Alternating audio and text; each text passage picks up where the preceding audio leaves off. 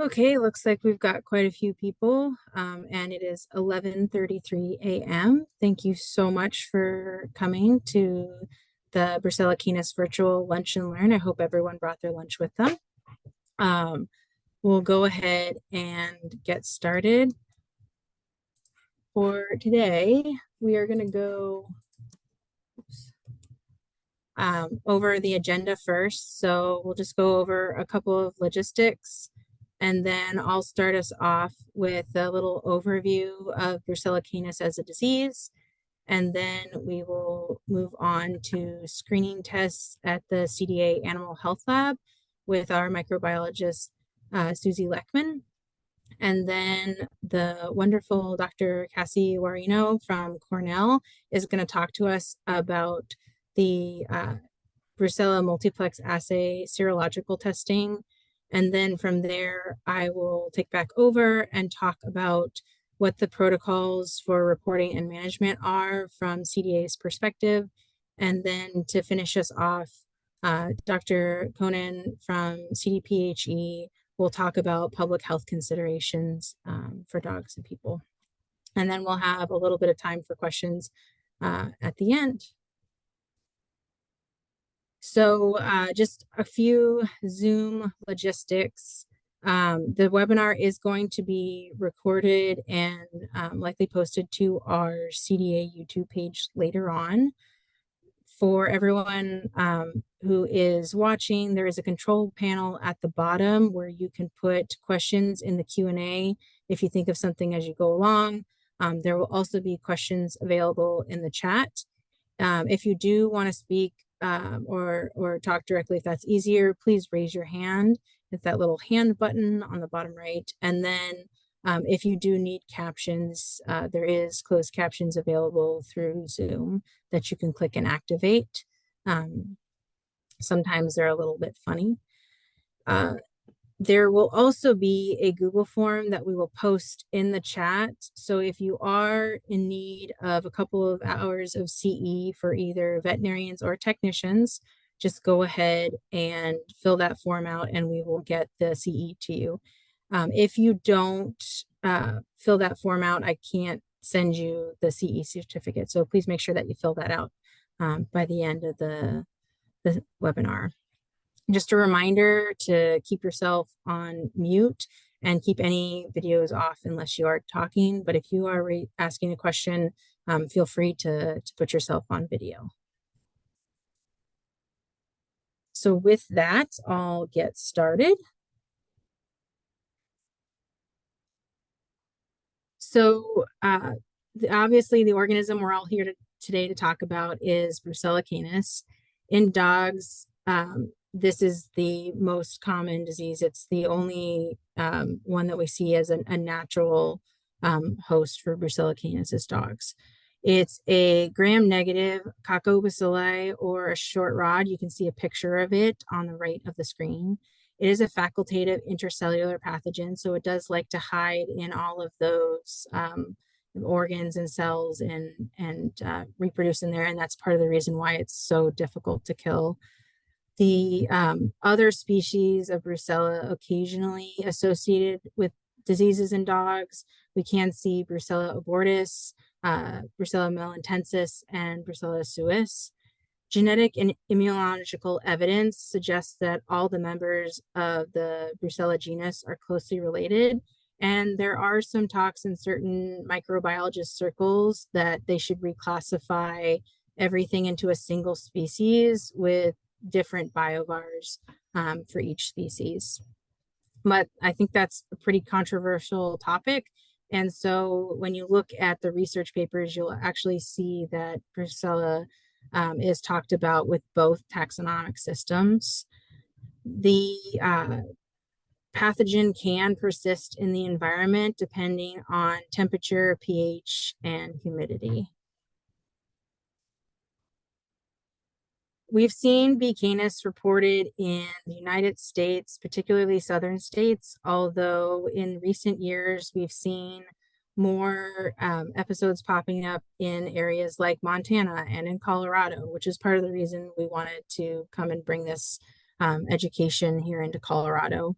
We also see it in Canada, Central and South America, especially Mexico, some European countries such as Tunisia, Nigeria, Madagascar, Malaysia. We see it in India, Korea, Japan, and China.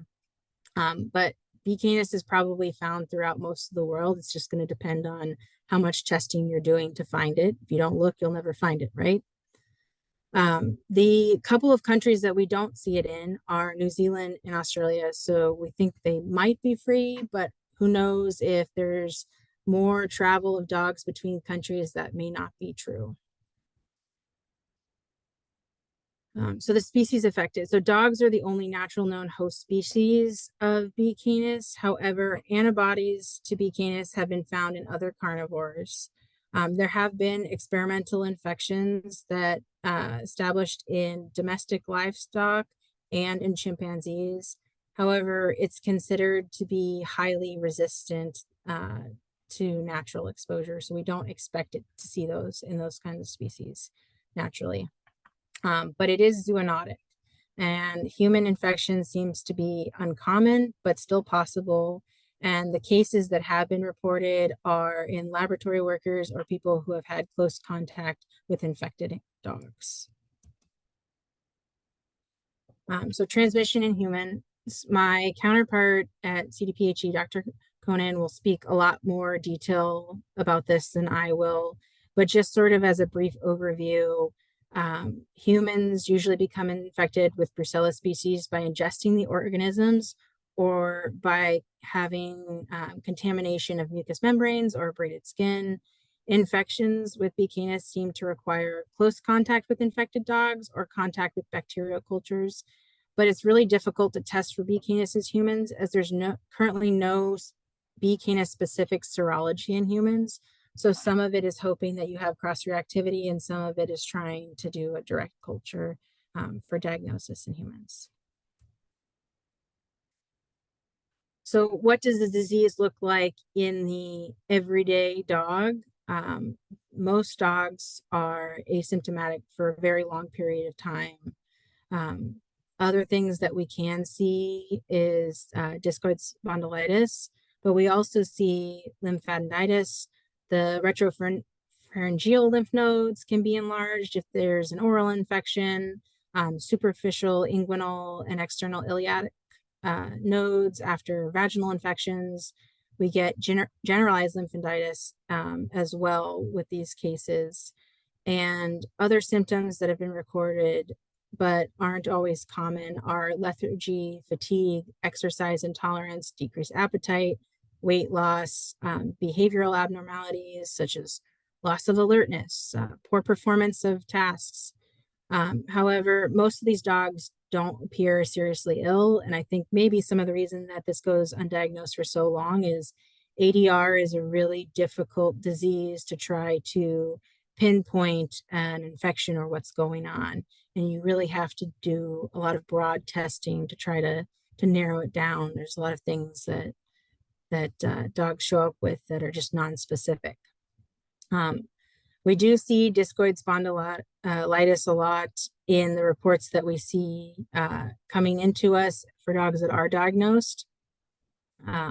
We can see that in the thoracic or the lumbar vertebrae. We can see it as a cause of stiffness, lameness, or back pain. In rare cases, there has been reports of uveitis, endophthalmitis, polygranulomatous dermatitis, endocarditis, and meningoencephalitis. These again are rare, but they have been reported in case reports. But again, most of these dogs, they're going to be asymptomatic, and they're going to be asymptomatic for years. There are cases where dogs have spontaneously recovered after a year of infection, but most of the recoveries are several years down the road, and it's not considered a cure. They just either shed less, or they're not shedding, or they're intermittently shedding. And so it's hard we never consider them cured at any point. So specifically, B. canis used to be a disease of intact dogs. Now we're seeing it in dogs that aren't, but intact dogs add another layer of symptoms, and I think a little bit more obvious symptoms than in our other dogs. They can be bacteremic for 2 to 3 weeks after initial infections, and it can cause abortions and stillbirths in pregnant dogs. Most abortions occur late, particularly during the 7th to 9th week of gestation. And abortions are usually followed by a mucoid serosanguinous or gray-green vaginal discharge that persists for up to 6 weeks. You can also see early embryonic deaths, and resorptions have been reported a few weeks after matings. And I think those occasionally get lumped in as failures to conceive. So if you do have dogs that are having patients that are coming in with difficulty conceiving, you should consider testing them for B. canis if the breeder hasn't already tested them. Some of these puppies that are born to infected mothers are born live but weak, and most of them die soon after birth. Other congenitally infected pups can be born normal and then develop brucellosis years down the line. Clinical signs that occur during subsequent pregnancies in dogs, but sometimes not in others. In males, we see that sperm have morphological abnormalities and reduced viability. We can also see epididymitis, scrotal edema, and orchitis, and you can also see them begin to do scrotal self-trauma that causes scrotal dermatitis. And then in chronically infected cases in males, we can see unilateral or bilateral testicular atrophy, and some males are infertile from it. So transmission, how's it spreading from animal to animal, dog to dog? We see it most commonly transfer from fetus, placental, fetal fluids, or vaginal discharge, usually after abortions or stillbirths. But it can be found in vaginal discharge for 4 to 6 weeks after an abortion. We also see high concentrations of B. canis in semen for up to 2 months after initial infections, and males can intermittently shed smaller quantities over years. Some dogs can clear the infections, but others remain bacteremic for 5 years or longer. You can also see the bacteria in urine. You can find it in low concentrations excreted in the saliva, nasal or ocular secretions, and it can be in the feces as well. In dogs, mostly transmitted by contact with the fetus or fetal membrane after an abortion or stillbirth, but there's also venereal transmissions that do occur between or in groups of animals that are mating. So a lot of times if there are rescue groups out there, we do see that there's all this huge pocket of infection because they're all just transplanting it, either venereal or they're coming in contact with the birthing fluids if they're whelped in groups. This organism primarily enters the body by ingestion and through genital, oral nasal, or conjunctival mucosa, but transmission through broken skin is still possible. There's also been some in utero infections that have been recorded, and there's a little bit of controversy about infected milk, transferring the disease to nursing pups. But they do think that they have some reported cases of it. Other potential sources could include blood transfusion, contaminated syringes, and any other sort of fomite spread. If you are considering dogs for a blood donor, it might be advisable to go ahead and screen them for B. canis just so you know that you're not passing that on through any sort of blood transfusion program. So how do we diagnose it in the lab? Serology is typically one of the best screening tests for it. I think if there was one good test that, diagnosed everything, then this list would be much shorter. But it tends to be a little bit harder to diagnose. We do see, decent screening for it with the rapid slight agglutination test, tube agglutination, IFAs, agar gel infusions, and ELISAs. There can be cross reactions, though, for these serology tests between B. canis and other gram-negative bacteria. So we never condemn a dog as a confirmed positive on a single test alone. A definitive diagnosis for the disease can be made with culture or PCR detection of the organism. However, these can be tricky to obtain. Sometimes they don't always grow well. Sometimes, depending on how bacteremic they are, depends on how we see the growth in the culture. And so it can be a little bit hard to nail it down with just a culture alone. And because of that, we don't recommend that as the initial screening tests. With that, you may need to do repeated cultures to detect it. And our CDA Animal Health Laboratory is actually starting to offer ELISA testing for it, as well as bacterial isolation and culture. But Ms. Leckman will talk about that in a little bit more detail as to what our lab offers. So how do we prevent and control this disease? It's typically introduced into a kennel in infected dog by an infected dog or semen. The disease can be controlled by sanitation and removal of infected dogs. So housing dogs in individual cages and not letting other dogs get near them if they're whelping is a fantastic idea to keep things under control. It's also recommended to do repeated tests and remove any seropositive or culture positive animals, and combine that with quarantine and testing of any new dogs that are being added into the kennel. There is no vaccine for B. canis like we see in large animal. And for infected animals, we do see quite often that long-term antibiotic therapy is used and can help in controlling some of the infection, but it doesn't eliminate it, and these animals often relapse. Neutering and spaying is also considered to be an important aspect of trying to control the disease, as they do seem to shed a little bit less when you remove that, when those reproductive organs. So we need to educate our breeders, our patients, our clients, that who's at greatest risk for these transmissions. So if you do have breeders working with your practice, please do let them know about testing and make sure that they are working to have good biosecurity within any breeding kennel. Obviously, veterinarians are also at risk, and it's important that we wear appropriate protective PPE. And then our laboratory staff are another group of individuals that probably do the best at wearing PPE out of all of us, but they're also at a little bit higher risk of exposure. And so it's important for them to mask up, wear gloves, goggles.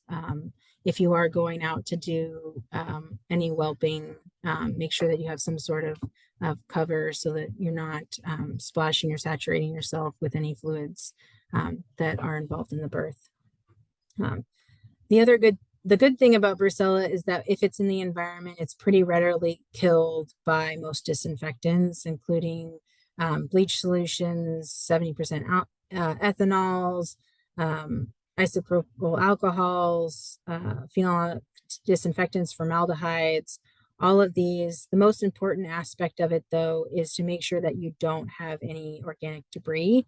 Organic debris can hold on to this bacteria for up to 2 months and prevent it from or protect it from all of those disinfectants. So what is CDA's response? So if you do believe that you have a B. canis case in your care, first thing we want you to do is report it to our office. We have an online case report, as well as you can call and talk to me about the case. And we provide consultations to veterinarians and owners about management of cases. We help to assess the risk for other dogs in the household, and we provide guidance on diagnostics and management, long-term management, if owners elect not to euthanize. CDPHE also provides consultations on the human risk and exposure, and Dr. Kohnen will cover that in a little bit more detail. For privately owned dogs, we don't officially quarantine them, but we do talk to them about the challenges of long-term management and treatment of these cases. These dogs need to be isolated. They're often on long-term pain control, and there can be intermittent shedders of the bacteria. For breeding operations, we handle these on a case-by-case basis. Typically, we require serial testing and removal of positive animals. Another thing that CDA is doing is that we are working on a national level to help collaboration to increase awareness for the disease, increase testing. We work with organizations like USAHA on the One Health Committee, and work and bring issues to USDA on what sort of guidance. We talk to AVMA about their guidance on the disease. And so all of these things are hopefully going to help advance us and bring this to where there's more awareness and better tools to manage it. With that, I have a couple of case rounds that we can go over that are a little interesting. The first case, and if you do want to participate in the case rounds, please feel free to raise your hand so you can talk and be involved, or you can answer in the chat. But the first case is a 2-year-old hound mix that was adopted as a puppy. He presented to the vet clinic for an 18-month history of intermittent thoracic lameness and neck pain. The owner said it would get better with strict cage rest, but he would continue to have flare-ups. So after a period of time, he was sent to a neurologist for an MRI.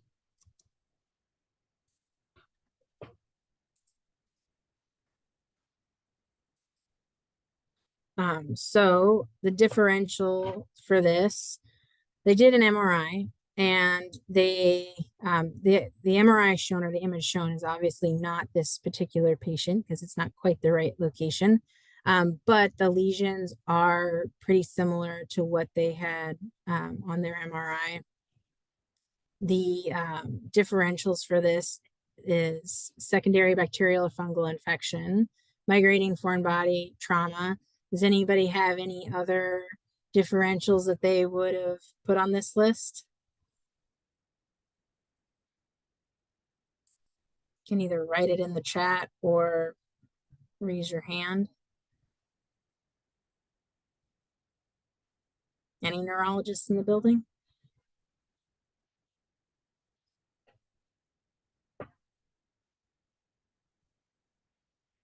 Well, in this case, the veterinarian did a blood culture, a urine culture, and then they ended up culturing Brucella canis, and they also had sent off serology testing to Cornell and did the slide agglutination, and then it was followed up by the AGID, and both of those did come back positive. Ideally, they would have sent in a second blood culture, but with this, we do consider that 2 testing. The owner in this case didn't want to euthanize and did elect to do long-term management and isolation.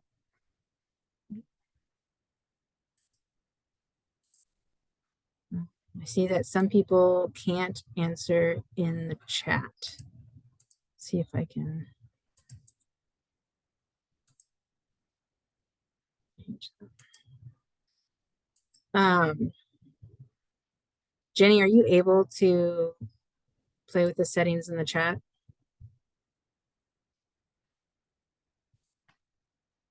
Yeah, I'm going to work on that and see. I'm sorry.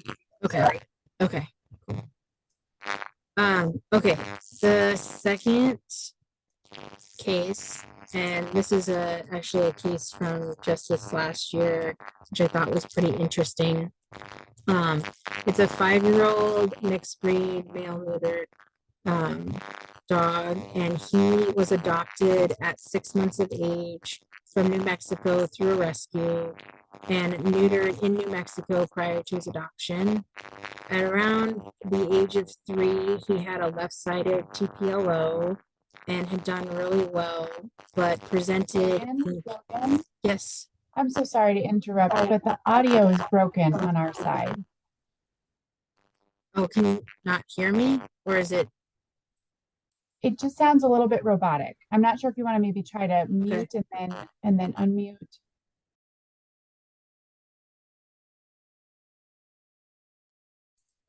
Is that better? Try a little bit more.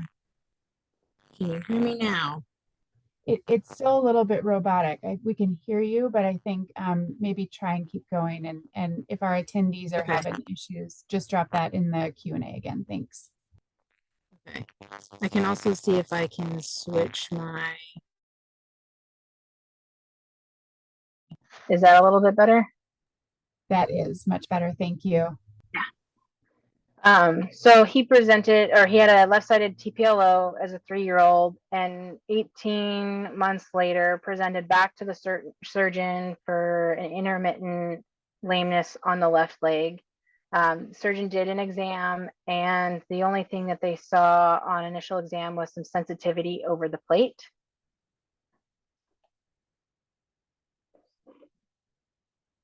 So this X-ray is not of this patient, but it conveys sort of what the X-ray did look like.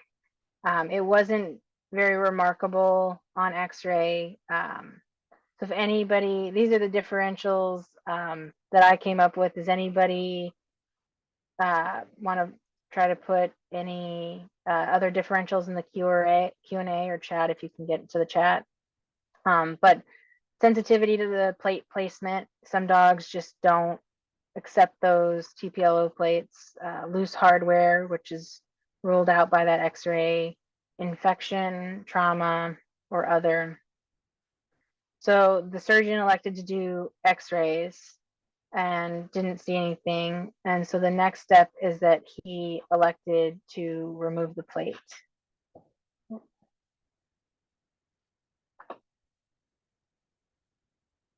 Oh, I see that Sarah said if pain can be localized, going in to remove the hardware with concurrent culture. So that's exactly what happened, Sarah. So when he went in to remove the plate, and again, this is not this dog, this is another generic dog that I found that sort of fit the description. There was a fluid bubble over the plate that they saw, and they were expecting typical, infection. So they sampled the fluid and sent it off to CSU, and to their shock, the fluid came back as B. canis, and actually CSU grew it twice just to be sure, and then they did secondary testing, and this dog did have confirmed B. canis infection. And that concludes my portion of today, or of this presentation. I will hand it over to Ms. Leckman from the CDA Animal Health Lab, and she will go over the testing. Let's say if you have any questions, we can put them in the chat and I can try to answer them as she's presenting. And then if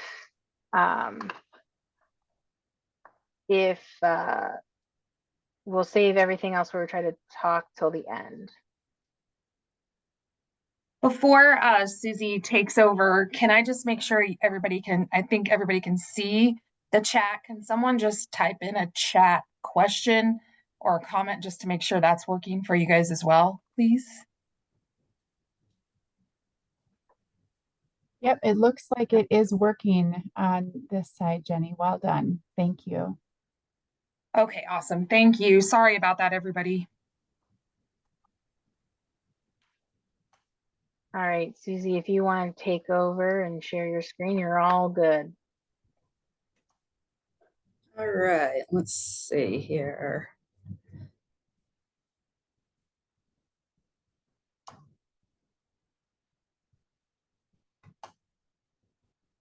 Can everybody see that? And can you hear me? It looks great and we can hear you perfectly. Perfect. All right, thank you. As Gillian said, I am Suzanne Leckman, Susie Leckman from the Colorado Department of Agriculture Animal Health Lab. I'm a microbiologist here, and today I'm going to talk to you a little bit about the testing that we do here at our lab. So first of all, how do you even submit a sample to us? For Brucella canis testing, what we really need is serum.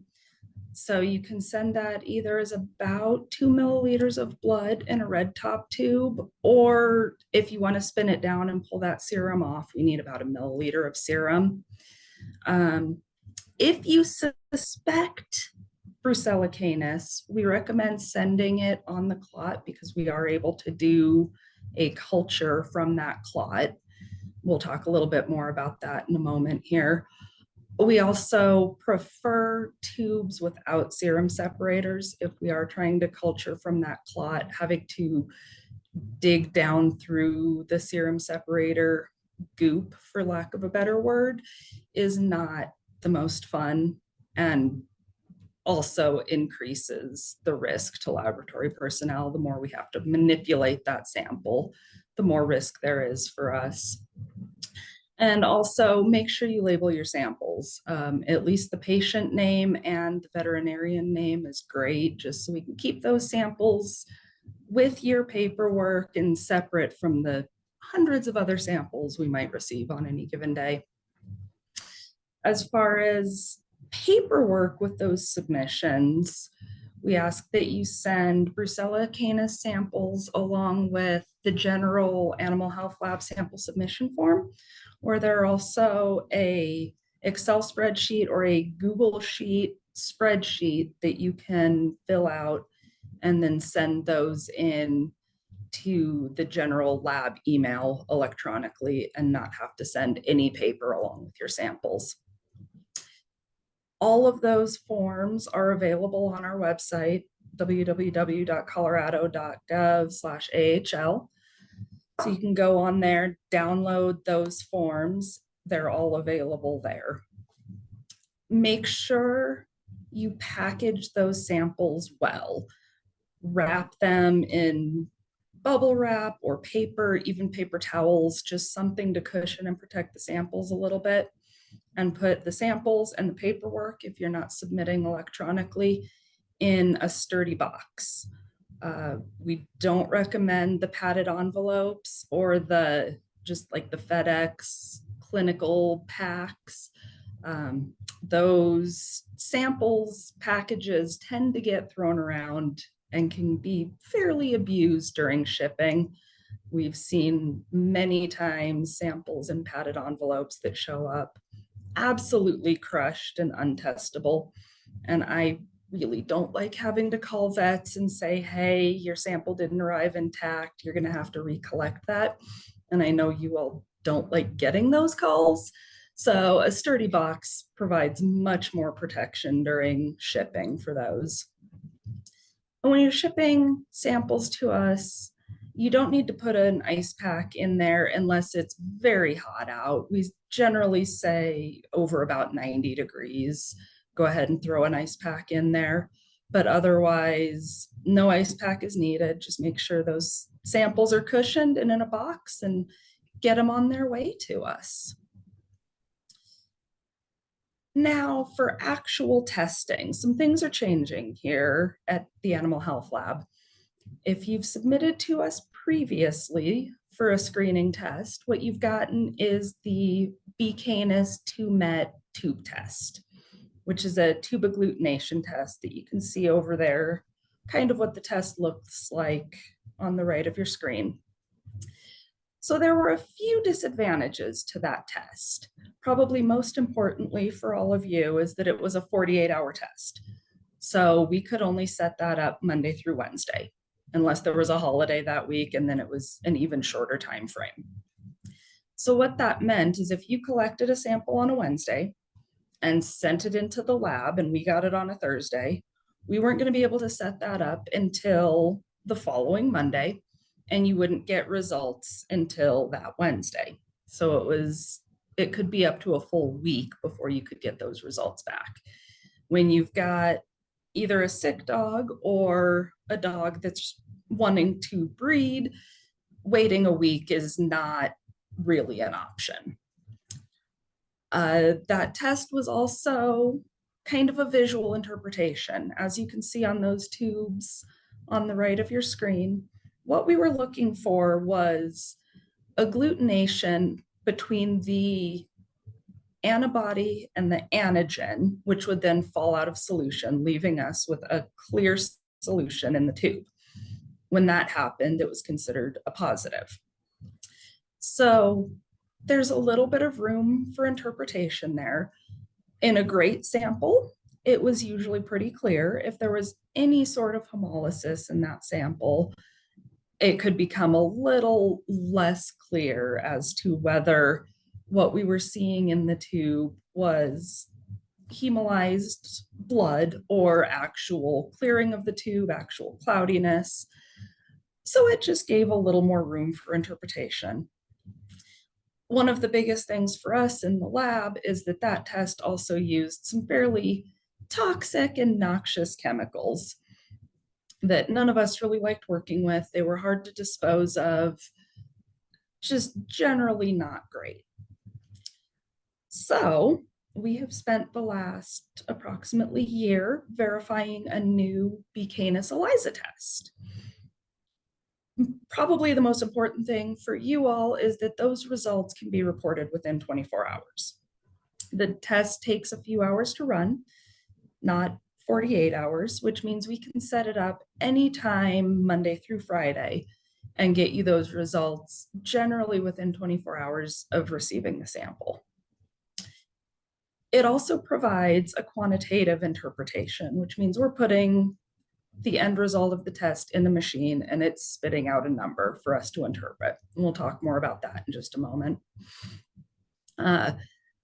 This test does not use any toxic chemicals, so we don't have to worry about disposing of those. We don't have to worry about exposing our lab technicians to those. So that's a great benefit for us here in the lab. And the cost is going to remain the same as what it was for the 2-met test that you've been getting. It's still going to be $15 per sample. So if you send a sample in for B. canis ELISA testing, what you're going to get reported back will be two things. The first thing is going to be the optical density, and we're going to report that on every sample. And what that indicates is how much color change are we seeing on the plate? How much binding between antibody and antigen are we seeing? So you can see in that little plate diagram up on the top right, the darker colors are going to be positive, or in the case of this test, because it is a screening test, non-negative, all the way down to the ones that are basically clear, and those we're going to call negative. So for this, when we get an OD that's less than 1.47, we're going to call that sample negative. Now it's important to remember this is a screening test. This is not a definitive diagnosis, but that's going to indicate that antibodies to B. canis were not detected in the part of the sample that we tested. We're only testing a small amount of the serum you send in, and obviously you're only sending a small amount of blood from the dog.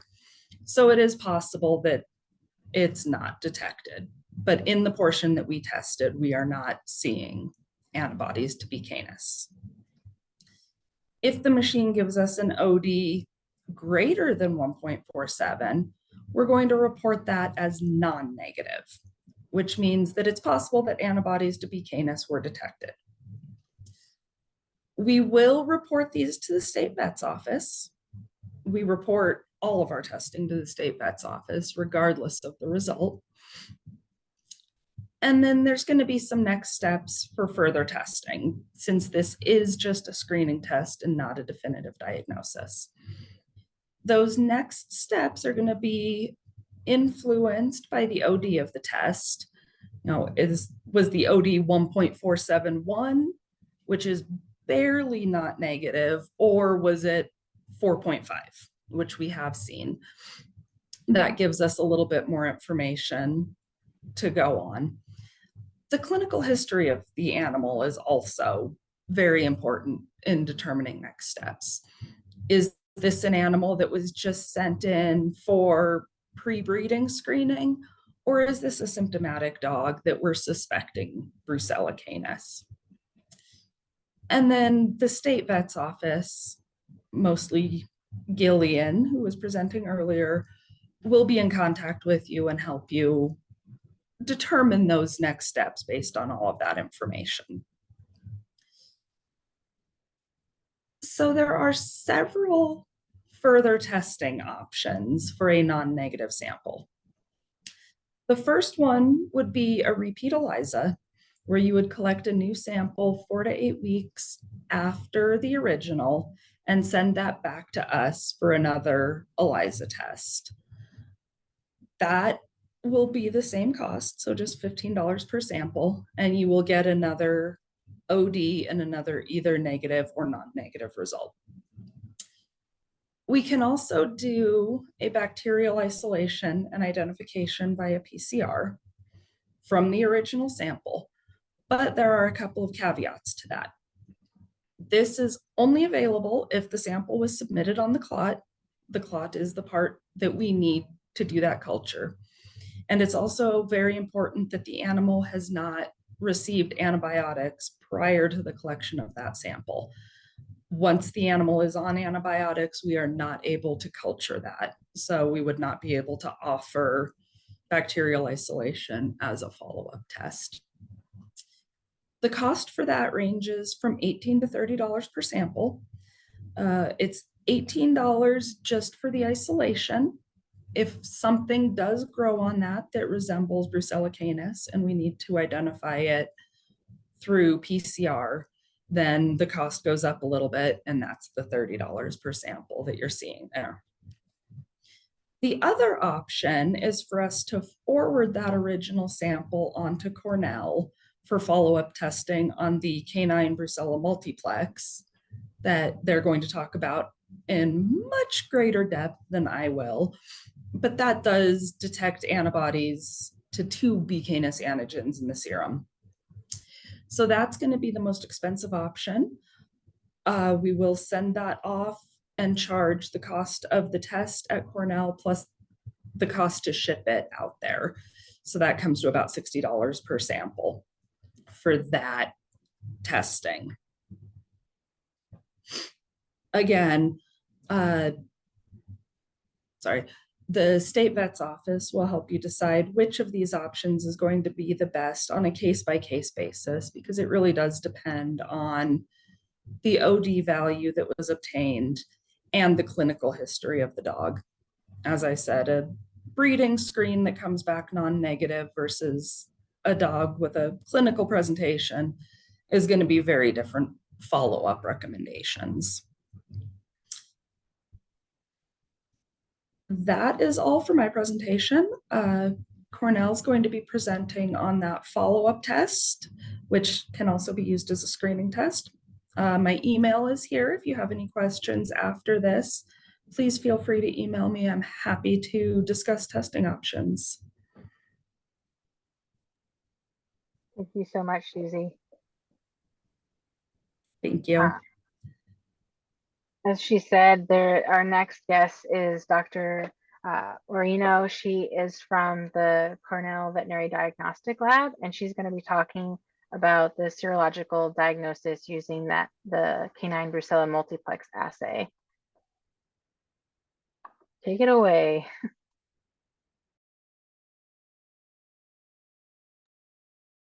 Great. Hello, thank you so much for having me. Can everybody hear me okay? See the screen okay? We can hear you and see you. Excellent.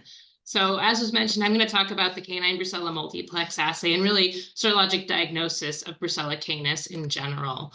I like to start here because for those of you who aren't aware, Brucella canis was actually first discovered here at Cornell by Dr. Leland Carmichael, who was actually a virologist. What happened at the time was an epidemic of abortions was occurring in beagle kennels across the nation. And one of these beagle owners reached out to Dr. Carmichael and said, "Can you please help?" And the story goes, Dr. Carmichael had gone out for drinks. When he got this call, he ran up to the airport within a few hours to pick up a bucket full of dead puppies and brought it back to the lab. And he ended up isolating an organism that most closely resembled Brucella.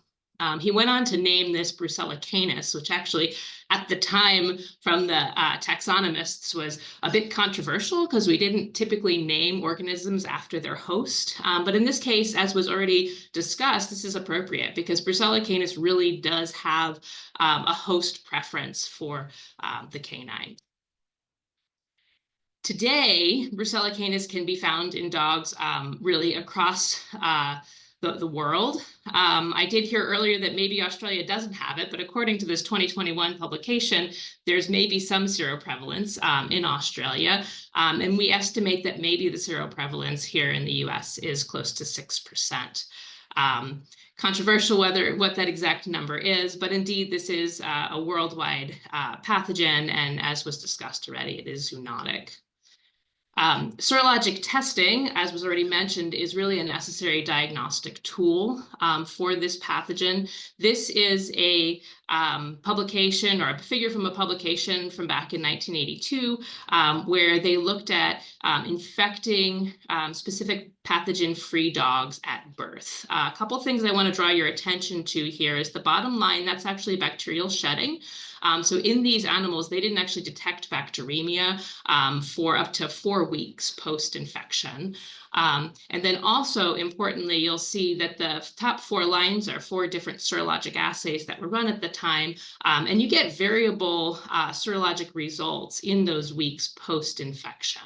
And it really isn't consistently positive across all of the different isolates until 12 weeks or more, all of the different tests until 12 weeks or more after that organism is being shed.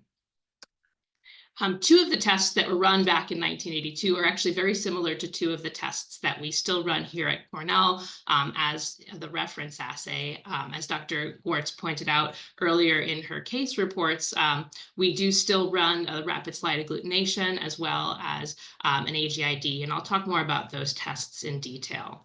But again, serologic testing is a necessary diagnostic tool, and as was also already pointed out, no single serologic test is sufficient to diagnose infection.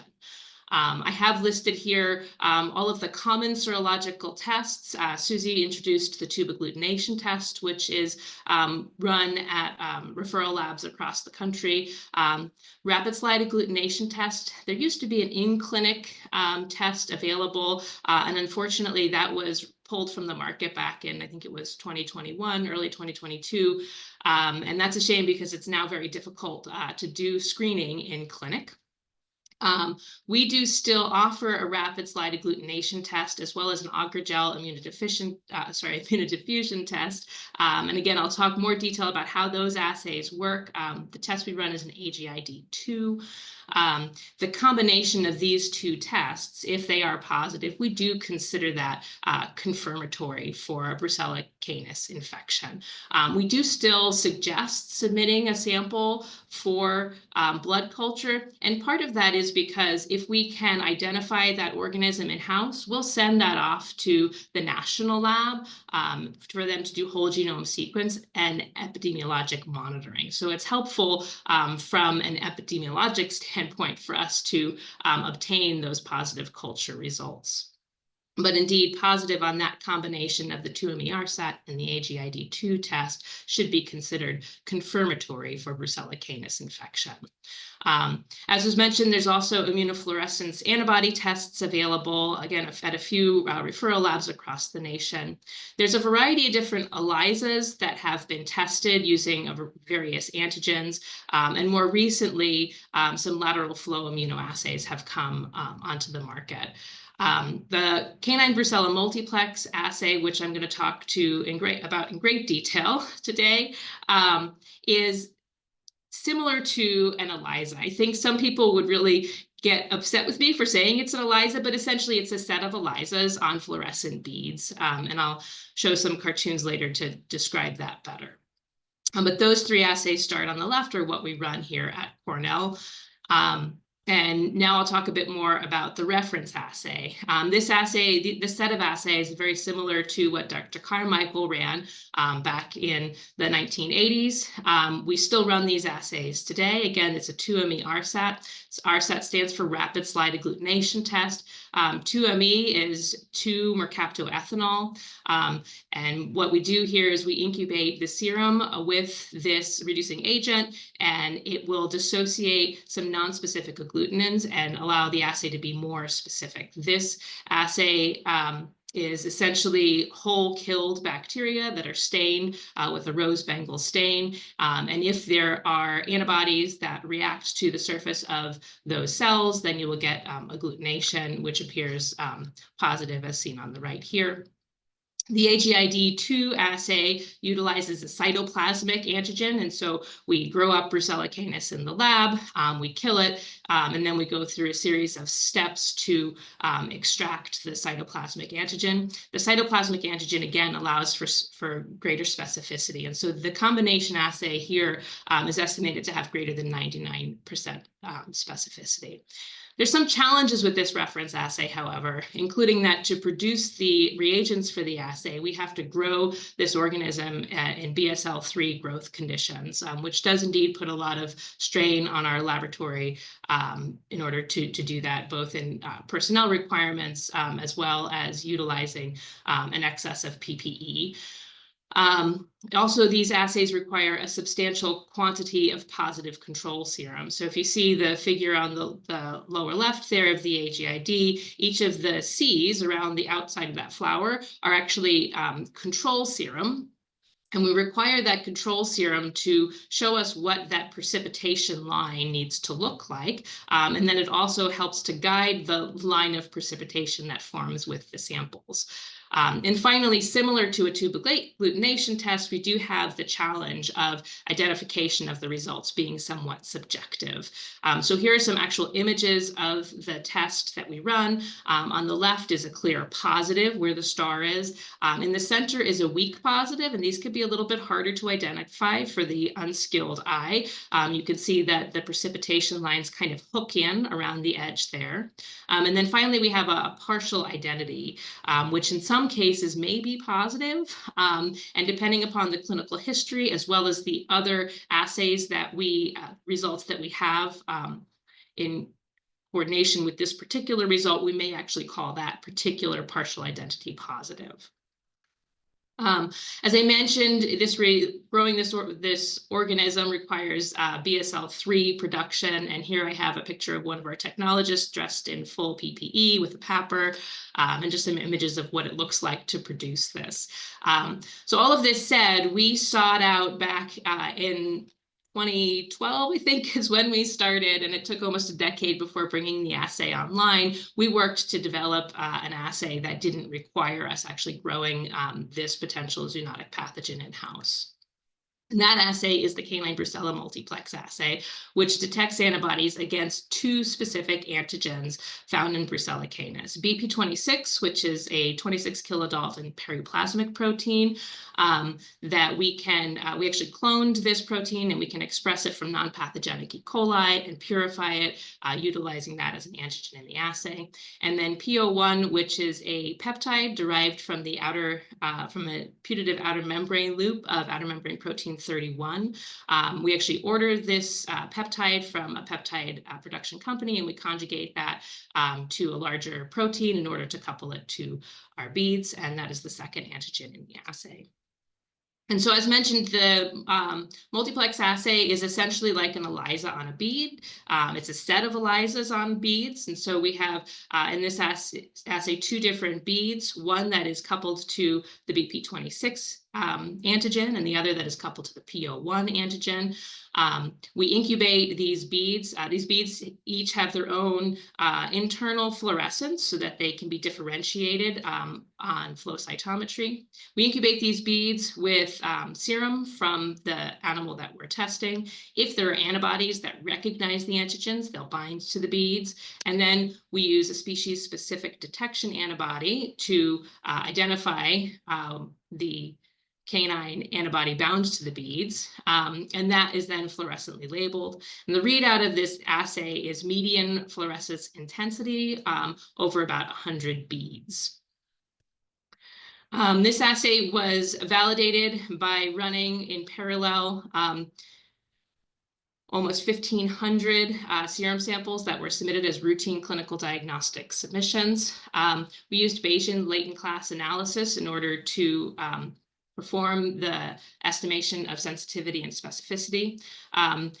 The beauty of Bayesian latent class analysis is that we can actually estimate the sensitivity and specificity of both assays because it takes into consideration the fact that we don't have a gold standard.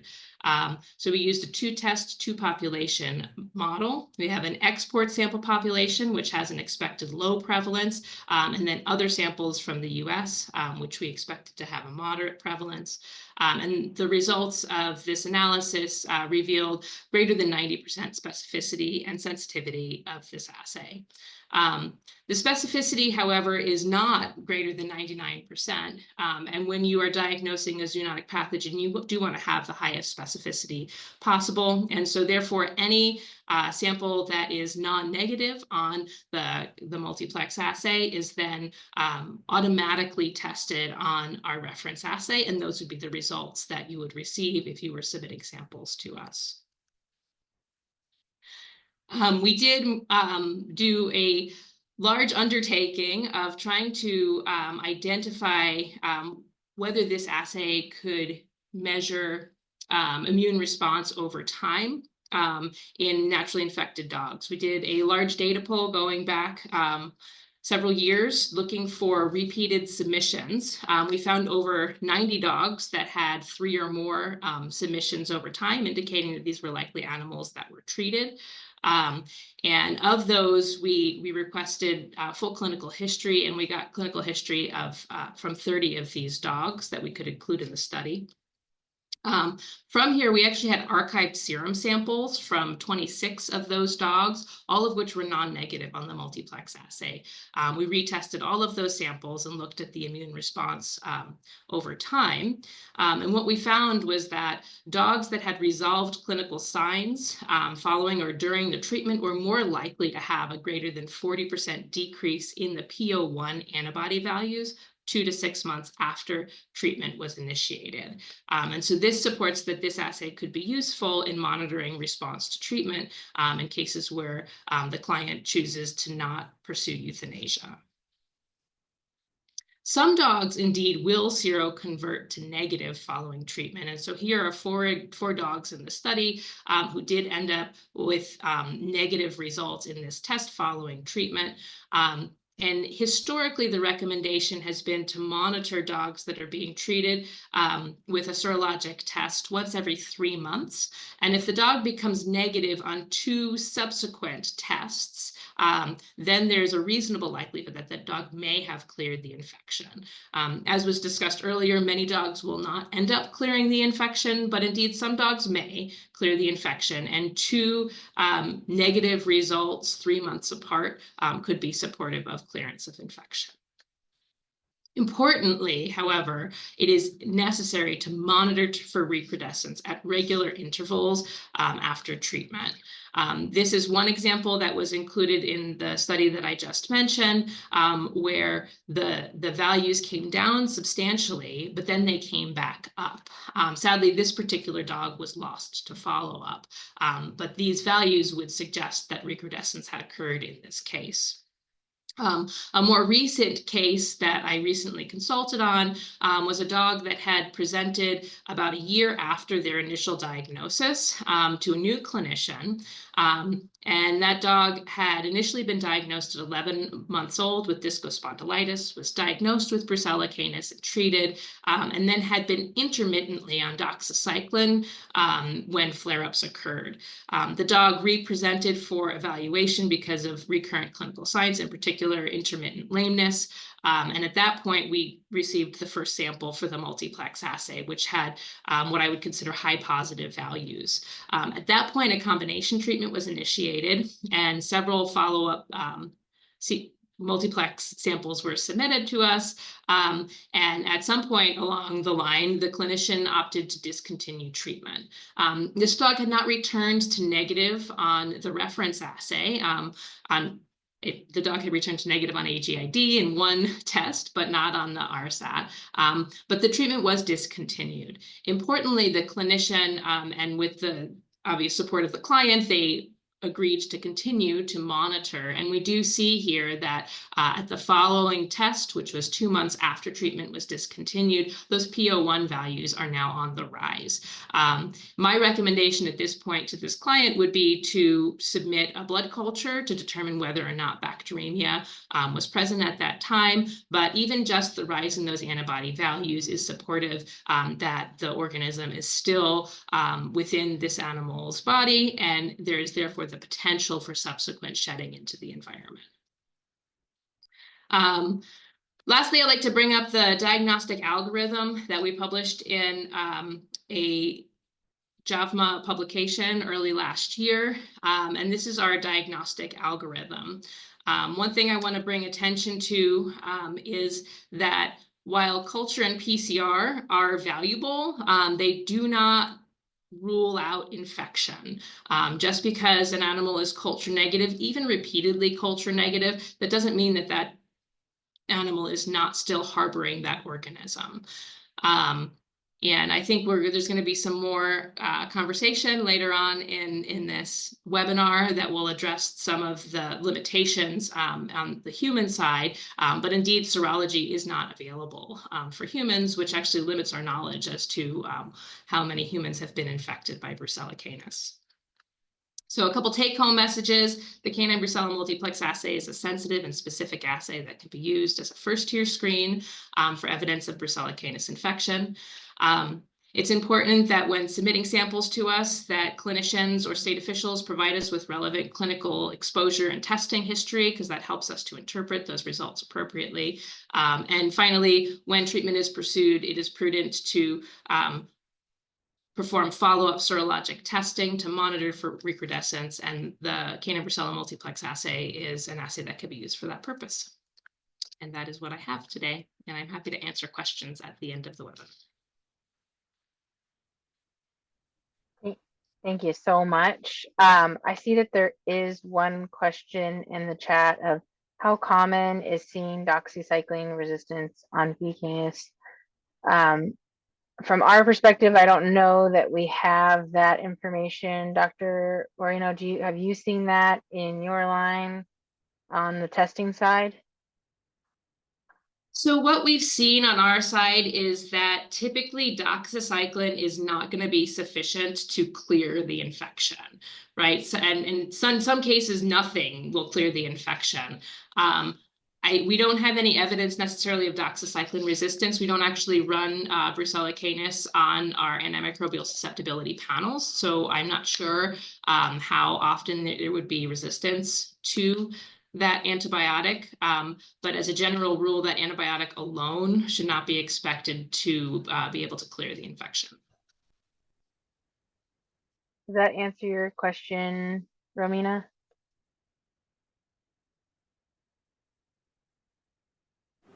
Yeah, thank you so much. Okay, perfect. All right. Sorry to interrupt. I have another question. So if we have, ended up with a patient that was already, diagnosed with Brucella canis, which antibiotics would you recommend to keep this patient on? And if so, then we should for how long we should, keep this patient on antibiotics, even though, we keep doing the diagnostic tests just for monitoring. Would you recommend probably doxycycline and rofloxacin, or any other type of fluoroquinolone, or which treatment will be, recommended on this case? Yeah, I think there's not, in the research, there's not one perfect great treatment, and it's also going to depend a lot on the case that you receive. I do see in the research quite often that the recommended is doxycycline paired with the fluoroquinolone usually, and rofloxacin. And I have seen widely variable treatment times depending on where the infection is, who's and what they're trying to treat with that infection. I talked to a neurologist earlier this week who had a dog with a horrendous spinal infection, and they're looking at doing 3 to 4 months of antibiotics, but I don't think that's prudent for every case. So it's really case by case basis. Okay, thank you. Yeah, no problem. So with that, I will kind of move forward with my next presentation, which is, what does CDA recommend for protocols, reporting, and management? All right, so the first thing I want to give you is, where do you find information? For CDA, we have just created an entire web page for B. canis that's going to have testing guides, a flow chart on how we go through the testing protocols. It has FAQ pages for both owners and veterinarians. Our reporting form is linked there, as well as a couple of other places on our website. And then we also have owner and veterinarian guidances for prevention and control measures. If you go to our website at ag.colorado.gov, click on the animal health drop-down menu, and then click on reportable diseases, there will be a list of all of the reportable diseases in Colorado. And if you click on Brucella canis, it will take you to our website. The other way you can find information for us is to just call our office, or you can call or email me directly. So the next thing you need to know is that B. canis is reportable in Colorado. And it's reportable on suspicion of disease, not confirmed diagnosis. So if you do have a case that comes across your desk that you do feel is suspicious for B. canis, please call us ahead of time. We would love to talk with you about what testing you want to do, sort of what guidance to recommend to owners, and things like that. I hate it when people go to Antec or IDEXX and spend a fortune on testing, and they could have spent $15, $18 at our lab for very similar testing. So I'd love to get you a deal. The other thing is, so our reportable disease rule is written in statute, and so that statute is available. If you look up 8 CFR 1201-19 Part 12 is specifically what that, and part of that rule says that we will maintain a reportable disease list that is publicly available, that is on our website, and what Dr. Baldwin linked in the chat.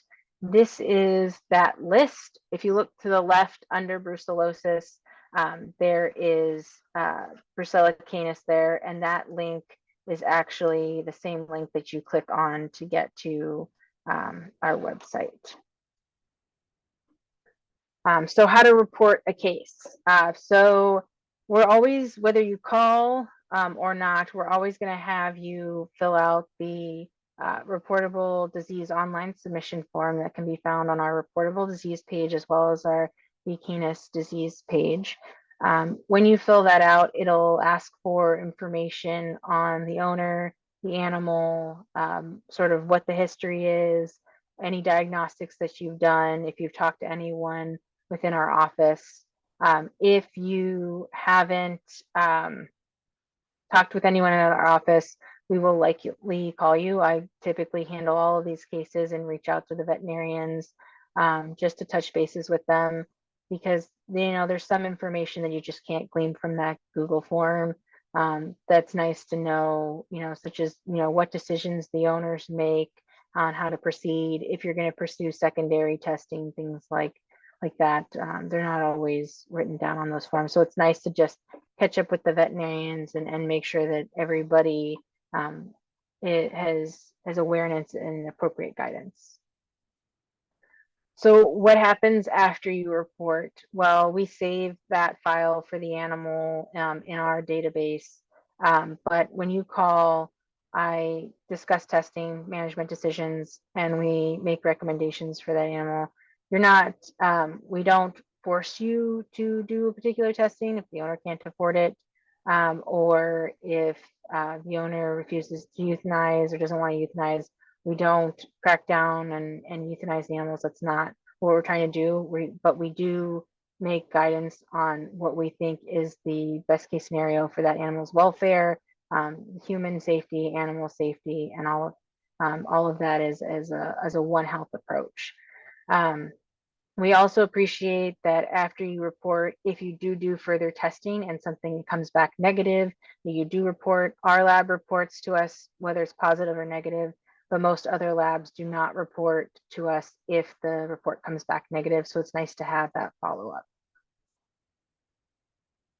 Okay, so what are our testing recommendations?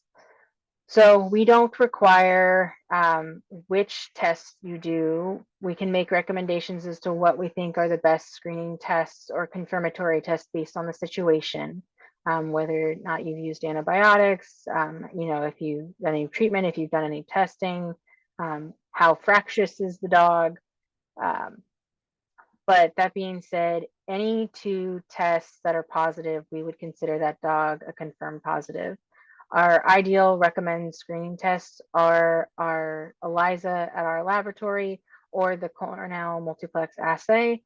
And then a confirmatory test could be a repeat of the same test in 30 to 60 days or a different test such as an isolation or a culture. So what's our diagnostic criteria? So we put these animals into 3 sort of categories when we're giving them a status. They can be a suspect, they can be probable, or they can be confirmed.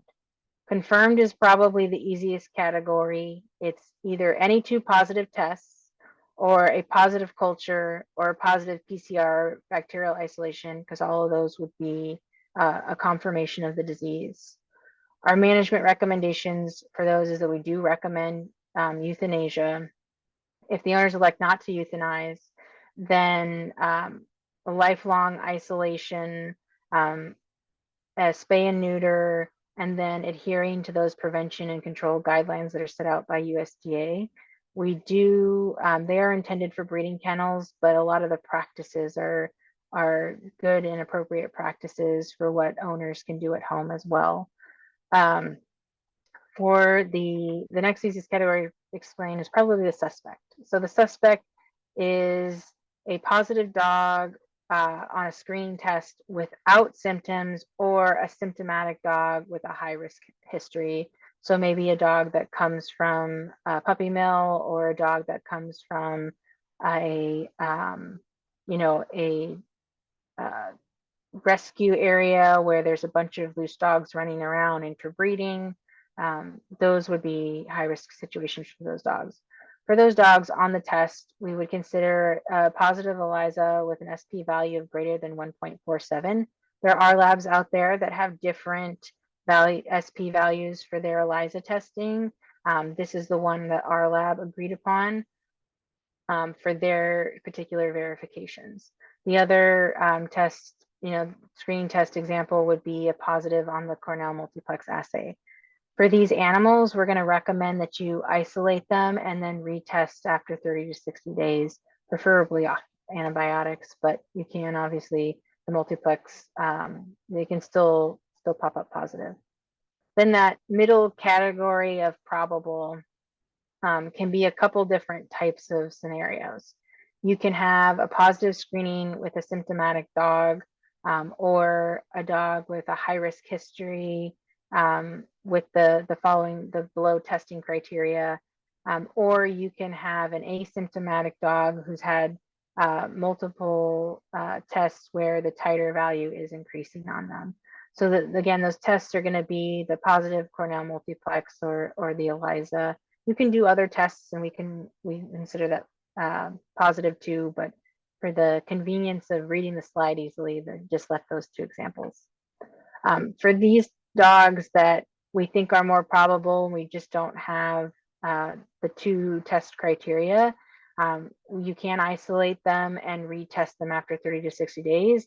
Euthanasia is also an option if you think that they're really probable and the owner, there are also welfare concerns and the owner is just not going to pursue further testing. Euthanasia is an acceptable option for these guys.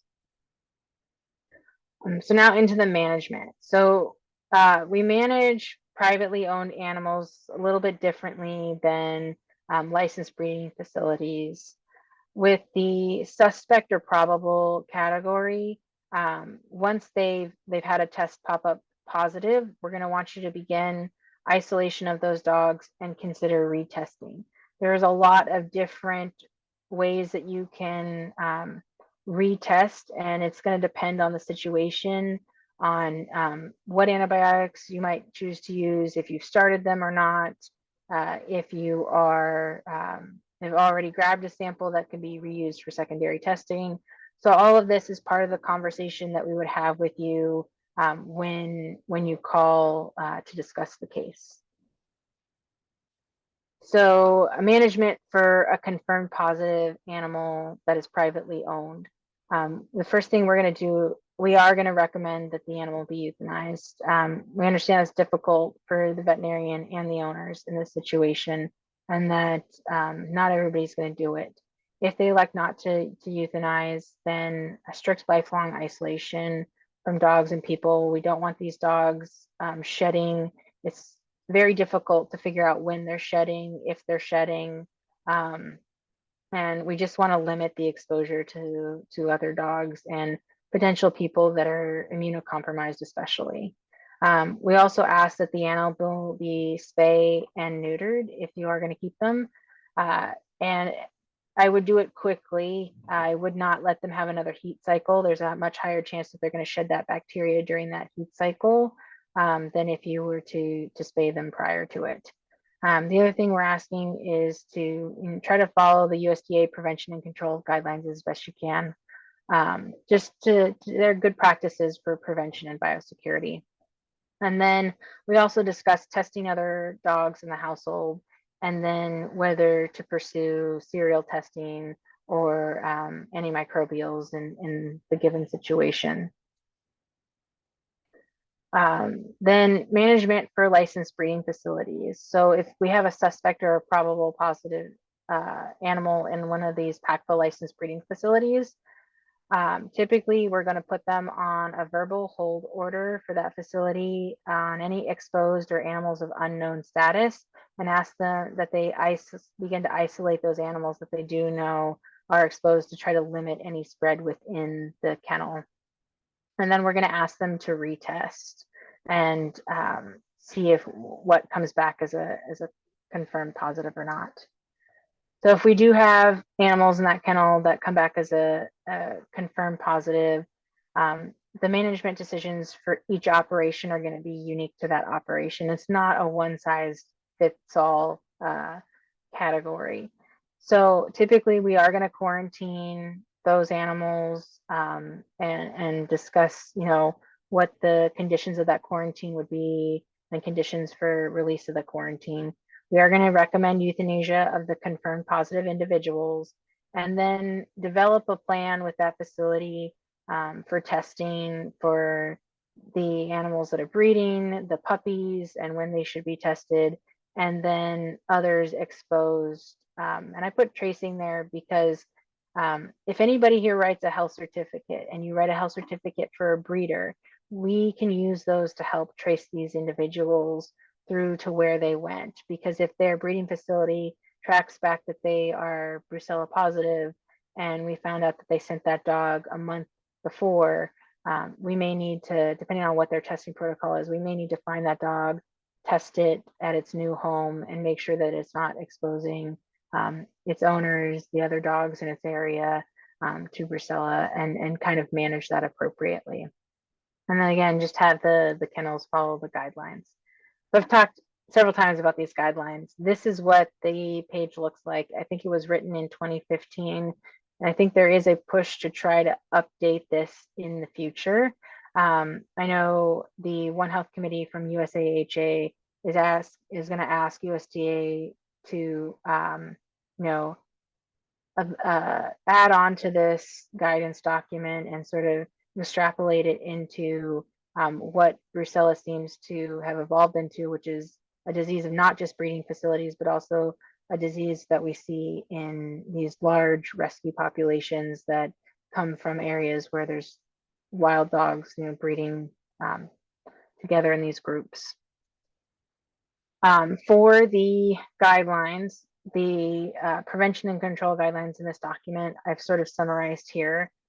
The gist of it is they want to test all sexually intact dogs 6 months of age and older once a year. And that way you're making sure that each group that breeds is clear of the disease. Incoming animals into the breeding kennel should be isolated. They should have a test when they first come in, and then a second test 8 weeks after, hoping to make sure that there's no no antibody response in those 8 weeks prior to introducing them to the rest of the animals. And then limiting pregnant dog contact. This is a biosecurity measure. We really want to make sure that we're not exposing a naive dog to the infection, and then not if the dog is infected, not spreading that to other dogs within the facility, and also limiting what individuals come into the facility. We have to remember that this disease can spread on fomites. It's out there. And so you don't want anybody coming in and interacting with your healthy dogs. Their immune system is different when they're pregnant, and we want to protect those animals. And then removing all positive animals. And then because of zoonotic risk, USDA also doesn't recommend any rehoming of these positive animals, and handling all bodily fluids with appropriate PPE. I know that when I did emergency, I had a doctor that was very strict about wearing gloves for every single patient, because when you're in the ER and you're running from animal to animal, you don't always have time to have the perfect 2-minute hand washing, but you definitely have time to change gloves in between animals. And that's just good biosecurity and keeping things clean when you're overloaded and overrun. So doing that and preaching that to our owners, that if they're helping dogs whelp, to make sure that they're also wearing appropriate PPE. The cleaning guidelines in that document are also well outlined. The Brucella canis is short-lived outside of the body if it's not inorganic debris. It's killed by sunlight, it's killed by a whole host of disinfectants, but it can survive in organic material for up to 2 months. So making sure that these facilities do clean up their organic material regularly, and if they need to use degreasers, to use those. And then also, most important, as we all know as veterinary professionals, is making sure that contact time. This is not a spray and wipe away. Make sure you spray it, leave it, and let it sit for 10 minutes. And then working with these kennels to create appropriate biosecurity plans. This is something veterinarians can help out with.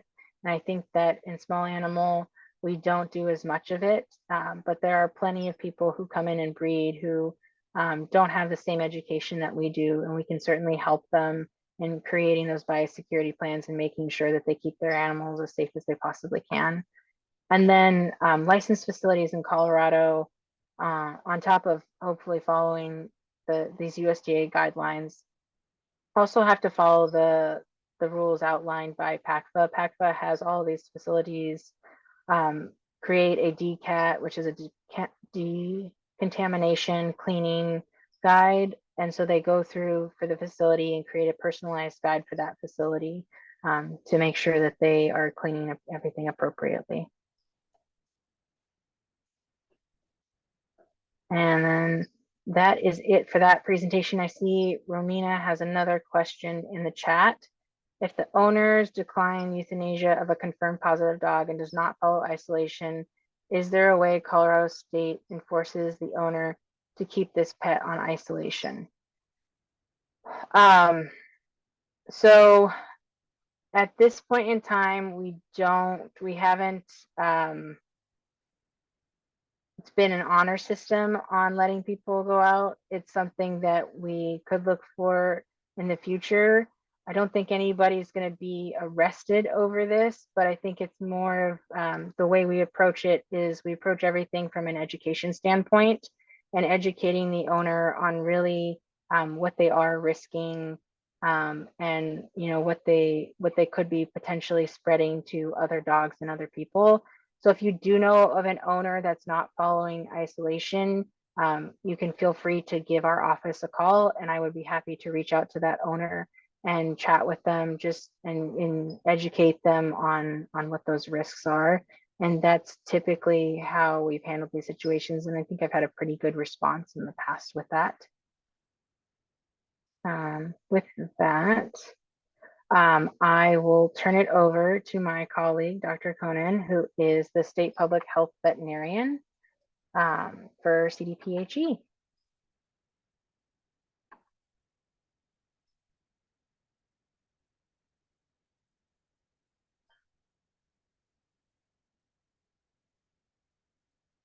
My apologies, I was having some window changes here.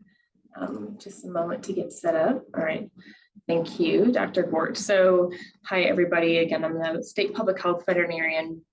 I am housed at the Colorado Department of Public Health and Environment and work very closely with Dr. Baldwin's office at CDA on a lot of these zoonotic pathogens that the state has response plans to.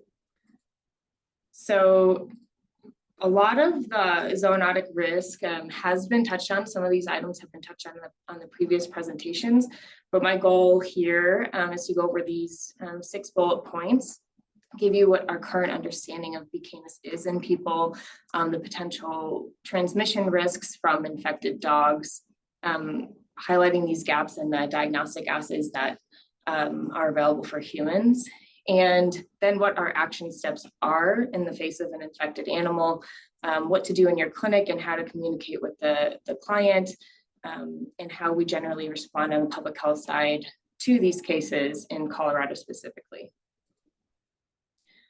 So we have very limited data of B. canis infections in humans. There are several case reports since the discovery of the pathogen in the 60s. There were case reports in the 70s, and there were attempts at doing a serosurvey in different countries, including the United States, of people. With the lack of a serologic assay for people, they were using the canine assays. And the data that has been shared has been highly variable. So some estimates put seroprevalence in humans at 0.3 to 0.6%. The general population that has been also occupational health, or occupational risk groups.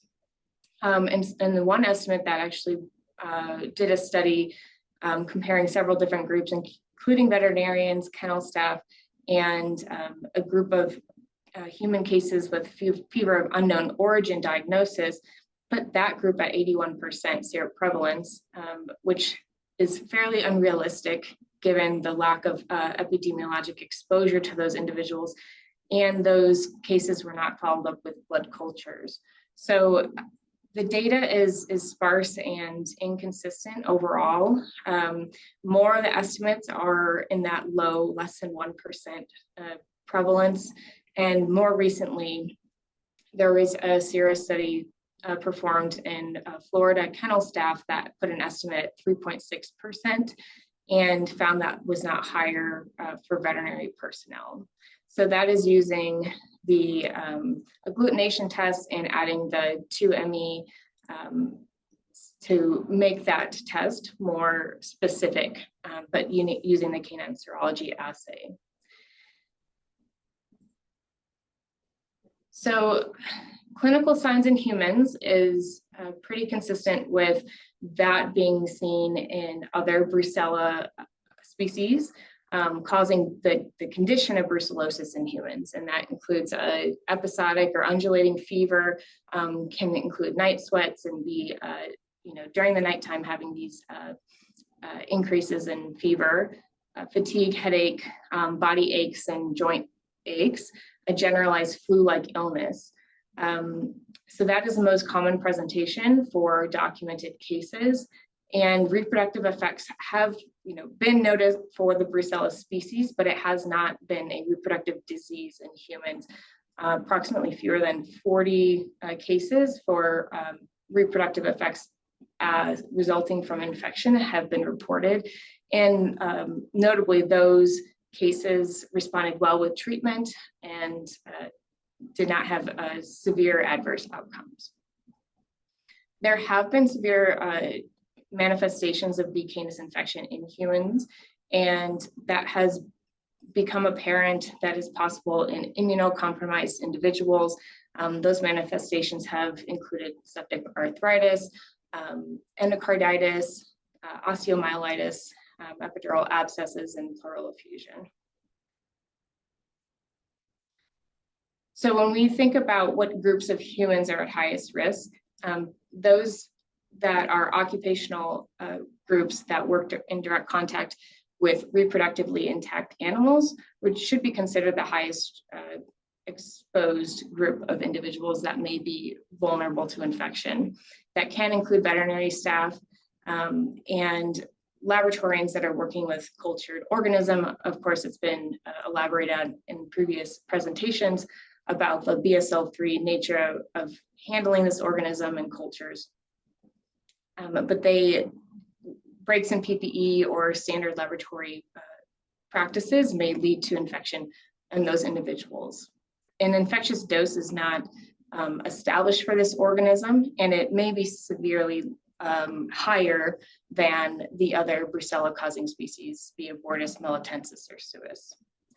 Immunocompromised individuals, we consider pregnant persons, children, and individuals that may have artificial implants as being grouped into immunocompromised or having a naive immune system, or due to any sort of medical condition where they don't have a fully functioning immune system, may prompt them to be more likely to become infected.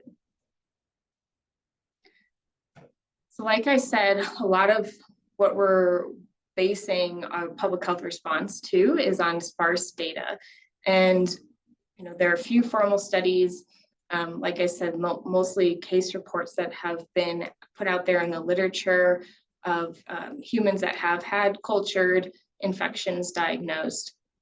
But the biggest gap we have is not being able to monitor using serology in humans. And for other brucellosis causing species in humans, serology is the standard screening tool used to dictate the presence of an infection, which is then followed up with confirmatory testing. The difference here is that the more virulent or more pathogenic Brucella species in humans, Abortus, melitensis, and suis, have a smooth surface on their smooth surface bacteria, whereas the Brucella canis and Brucella ovis are rough surfaced Brucella species. And so that the assays determined serology will not pick up that difference. So there is minimal cross-reactivity, to my knowledge, between those two groups of the Brucella species. And while the canine assay, of course, exists and is getting better and better as more research is done, the same effort is not being made on the human side to be able to detect these infections in people. And currently, CDC is not performing any serology for B. canis specifically. So there's a high chance of exposed humans that will not have a diagnosis made because the human health infrastructure is not aware of this difference. And we do actually see a lot of Brucella serology not a lot, but some Brucella serology requested after exposure to dogs. And we have, as Dr. Gwartz said, there's education needed at all levels, including the physician level, about when that's appropriate, when it's not. Testing for Brucella serology in humans may be appropriate to rule out former exposure or potential infection from a different Brucella species while you're working up a case that does have clinically compatible illness, given that they're most likely going to be indistinguishable. And the workforce that you may be evaluating may have exposure to multiple Brucella species.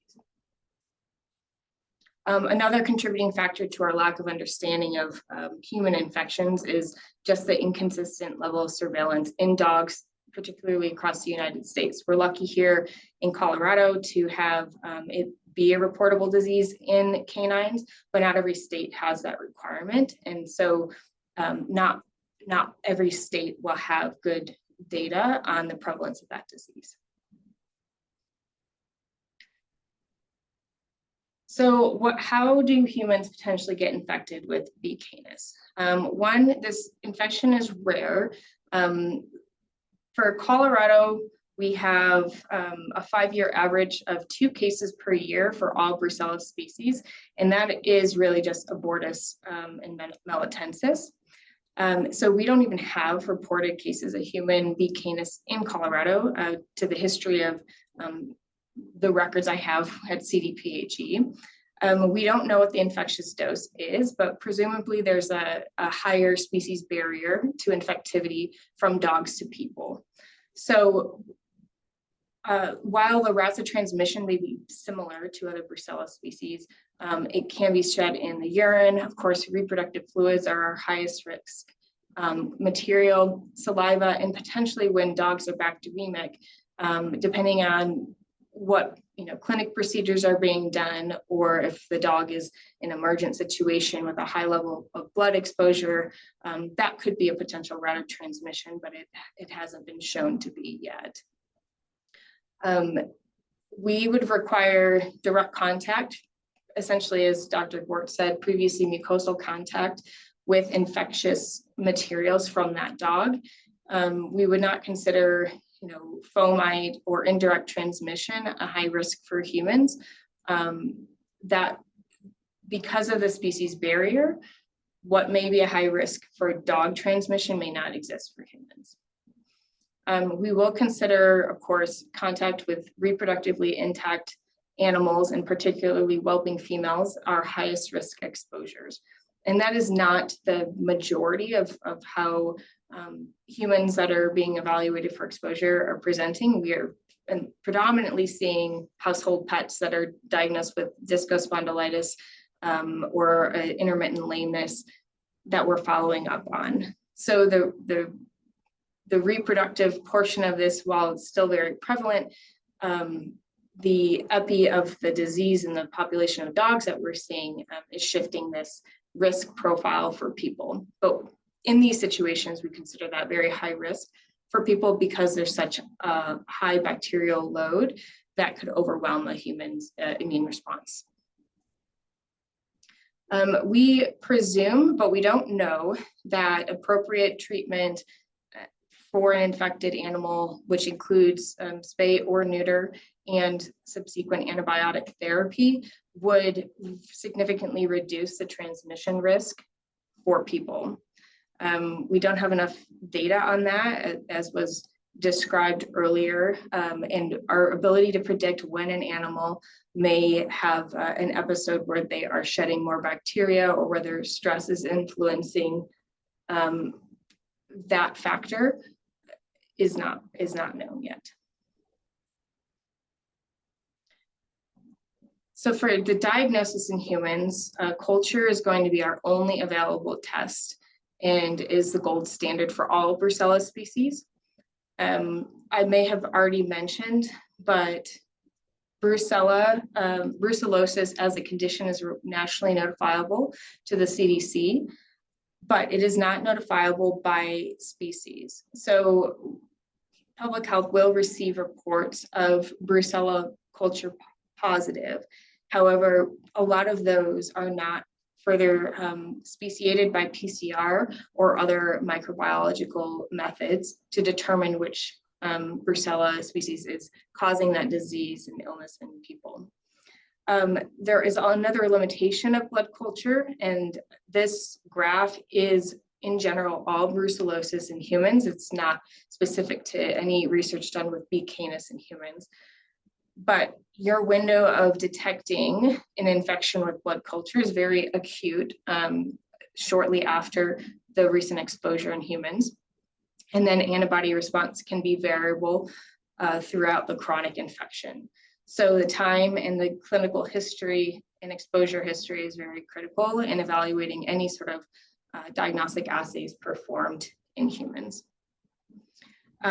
CLIA is the Clinical Laboratory Improvement Amendments, and that is what that acronym is for. So as I mentioned before, there are no serological assays for humans specific to B. canis, and that is the regulating body for clinical diagnoses in humans. And they do not have an approved test.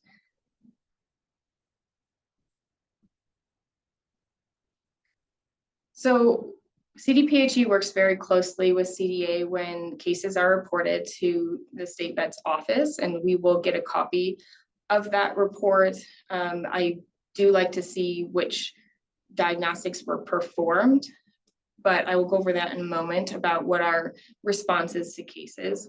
We have some recommendations, and most of them overlap with what the animal health side of things will recommend. Number one is have suspicion for this disease. So know what the clinical presentation is, particularly with any intact animals that are presenting with reproductive failure, have abnormal course of whelping, weak puppies, and then the more chronic presentations like back pain, fever of unknown origin, it is on a different differential for your infectious disease panels. And the history of where these animals originate from too can point you in this direction, is where you're seeing more shelter or shelter origin animals popping up with these chronic infections based on where they were free roaming ahead of going into the shelter system. Number two is when you have a suspicion for any infectious or zoonotic disease, to make sure that your clinic has biosecurity protocols in place for these pathogens and these animals, being able to isolate them into an area of the hospital and wearing PPE, minimum smocks and gloves for every animal, particularly in an infectious disease workup. And your basic precautions are wanting to prevent transmission for this pathogen, given the low risk to humans if these precautions are taken. Some respiratory protection or eye protection may be necessary depending on the procedure being performed in the clinic. Once you have a diagnosed animal, making sure there's a notation in the chart so that clinic staff that may not be aware of their status can identify those animals and identify themselves if they are at higher risk and in high risk categories. So consulting with your clinic staff about any condition that might affect your immune system. They do not have to disclose that to you, but ensuring that you have a protocol in place where someone could elect to not directly handle these infected animals would be pertinent. And then communicating with your clients on their potential risk at home is very important, and will rely heavily on the clinician consulting with these clients to make the hard decisions once this diagnosis is made. And having that conversation ahead of time can help facilitate those decisions as well. Monitoring for the bacteremia or monitoring for antibody response can direct whether there is potential risk of transmission to people over time, but we will not rely on that to determine what that risk level is. It's just helpful for awareness. Another concern about treating these animals is the potential for multi-drug resistance in other bacteria species, depending on the combination of antibiotics used. And it's not just the brucella. If it's sequestered somewhere in the body, it may not be the highest risk pathogen to transmit back to the clinic, but you could have other non-target bacterial species developing resistance to the drugs being used. And those could be more readily transmitted to the clinic staff handling the animals, as well as the household members that are in regular contact with the animal. So my recommendation when you're suspecting this disease, but you're pending the results from the laboratory, is to make sure that you, number one, gather additional history on the animal of where it came from, the adoption dates, of course, the clinical history, any breeding history present. We would be highly alerted if they did come from a breeding kennel, and that would warrant further investigation from both of our agencies, as well as collecting the information about who would have regular contact with the animal. So if they are infected, confirmed, diagnosed, that you can help us provide guidance to who should and should not be in contact with that animal long-term if euthanasia is not elected. We are most concerned about children who have poor hygiene practices in general, but are on the ground, higher level of exposure to infectious urine, potentially feces, walking barefoot in the yard, a lot of risk factors for children that have a naive immune system. And then people that may have modulating levels of immunity throughout their lifetime, but if they are planning to become pregnant or are currently pregnant, that is a consideration for household contacts to maybe not want to take that risk and implement some precautions to prevent direct contact with the infected animal. Collecting lifestyle information about the dog, whether these clients are routine patrons of dog parks or training facilities, areas where they can have repeated exposure to other dogs, is helpful in making that decision as well about whether their quality of life will be sufficient given not being able to do those activities if they are confirmed infected and need to do that isolation.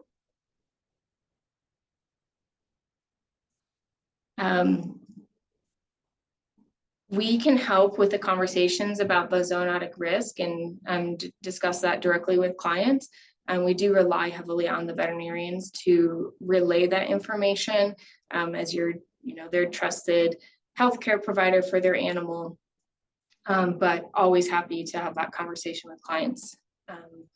And I think it's important that we're being cautious with this pathogen in our recommendations, but not overly cautious to the point of being limiting so much that these animals have a really terrible quality of life, or the humans can't meet the standards that are being recommended. Given our lack of data on how well this pathogen can be transmitted to people, we don't act too sternly on the zoonotic risk, but it's important that everyone knows that it's still a potential. There's a few situations where euthanasia is very much recommended on the public health side too. I'd say number one is the animal welfare concern and the concern for transmitting this disease to other dogs. But number two is there's a condition where infected animals are breeding animals and there is no option for the spay and neuter route, and they can't be managed as non-breeding animals. Those intact, untreated animals is an unacceptable risk for human health. And so euthanasia would be very strongly recommended for any intact animals if they're not choosing to go ahead and move forward with the spay and neuter process. The other condition we are very highly sensitive to is whether or not there are immunocompromised individuals in the household and children that are coming into regular contact with those dogs. Like it was said before, rehoming is not a recommendation. You're essentially moving the problem over to other potentially exposed animals and people. And it's maybe not the best condition for the animal to be rehomed. So if if practices cannot be implemented to prevent direct contact with those individuals, and that may not be a condition that we're willing to accept moving forward. So these are my last couple bullet points, and I know I'm trying to pay attention to time as well, so I don't run over, and we still allow time for questions for all the presenters. But as I just mentioned, reproductively intact dogs should be euthanized with the secondary option to spay or neuter and follow up with treating with appropriate antibiotics. Our other response item is to limit contact of infected animals that have been appropriately neutered and treated with non-household members and public spaces. So the highest risk of this infection to people from dogs is from whelping females, and the highest population at risk for humans are immunocompromised individuals.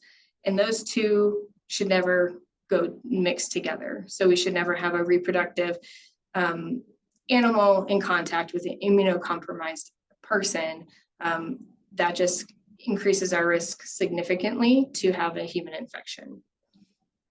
And our main goal in public health is to share information and help those people that have been exposed to infected animals with monitoring for illness.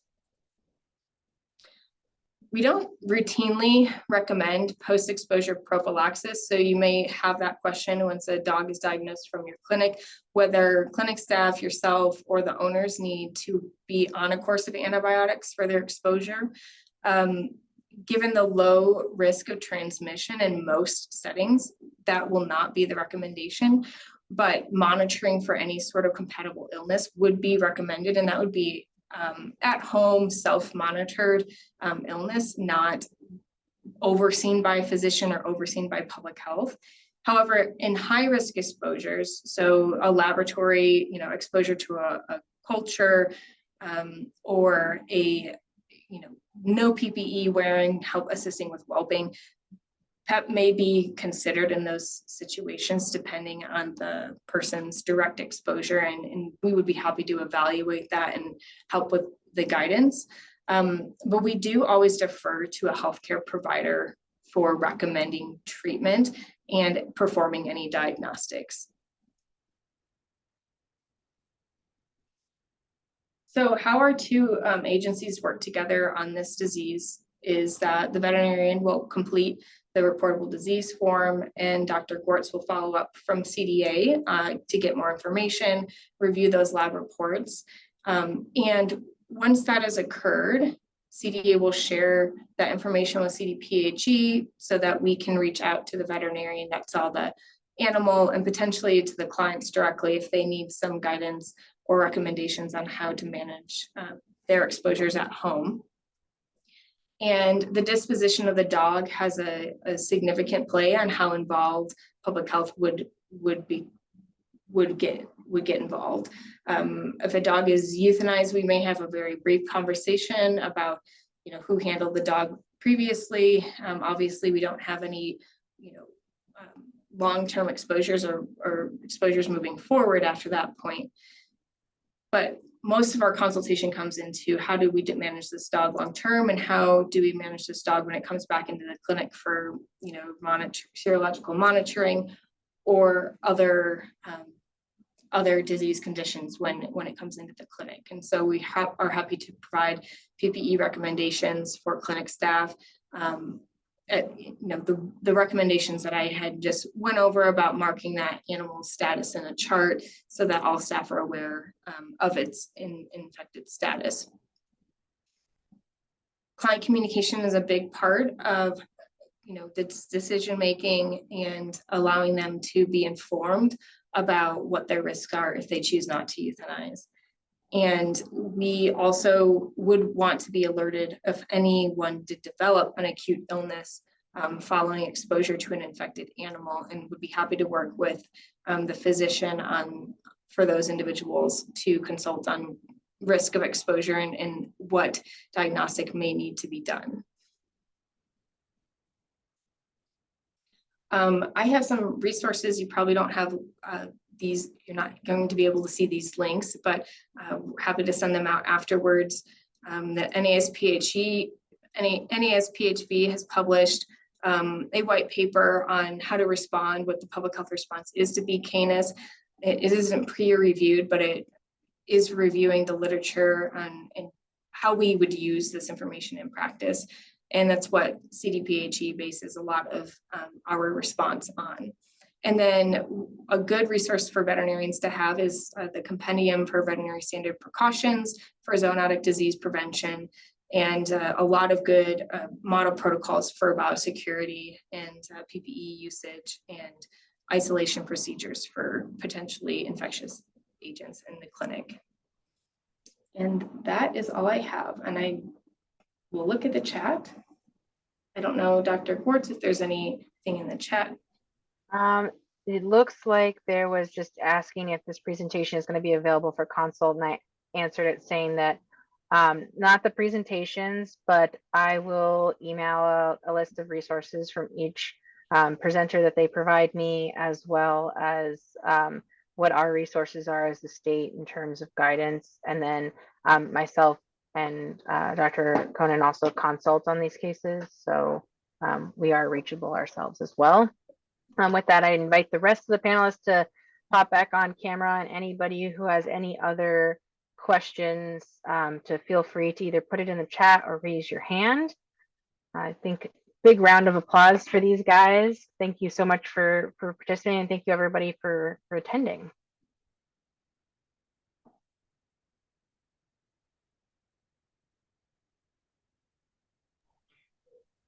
Thanks, Gillian. I wanted to say really quickly, big thanks to everybody for attending, but really big thanks to you for coordinating this, and really big thanks to our speakers. Really appreciate everybody's excellent questions and comments in the chat box as well. And we look forward to hopefully future CE opportunities as long as our outbreaks stay at bay.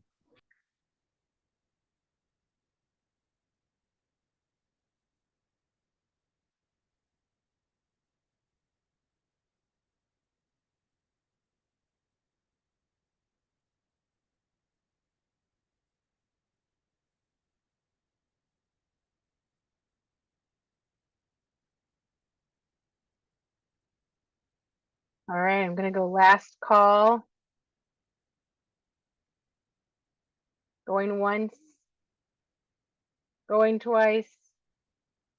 And with that, I think we can conclude for today. Thank you everybody so much.